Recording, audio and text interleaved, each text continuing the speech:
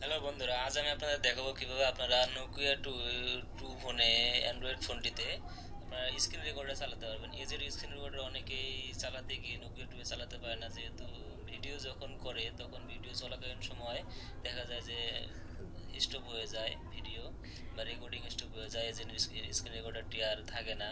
অনেকে অনেক সমস্যায় পড়েছেন।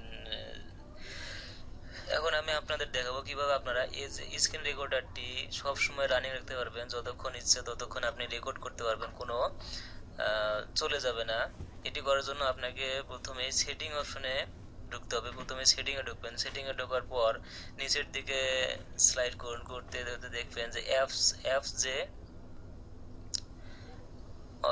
অপশনটি আছে, আপনি অ্যাপসে ঢুকবেন। অ্যাপসে ঢোকার পর উপরে দেখতেছেন সেটিং এর যে গিয়ার আইকনটি, সেটিং এর গিয়ার আইকনে ক্লিক করুন।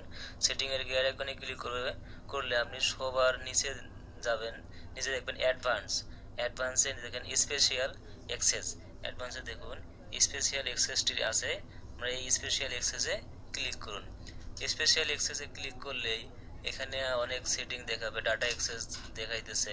আপনারা এই যে আনরেস্ট্রিক্টেড ডাটা অ্যাক্সেস, মানে আনরেস্ট্রিক্টেড ডাটা অ্যাক্সেসটি ওপেন করেন। আনরেস্ট্রিক্টেড ডাটা অ্যাক্সেসটি ওপেন করলে এখানে দেখতে পাচ্ছেন যে প্রতিটি অ্যাপসেরই ডাটা অ্যাক্সেস অফ আছে।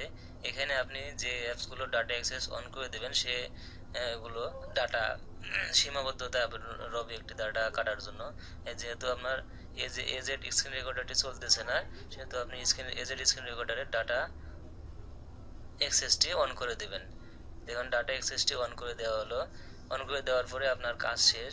আপনার নোকিয়া টু ফোনে আপনি এখন স্ক্রিন রেকর্ডারটি অনায়াসেই চালাতে পারবেন।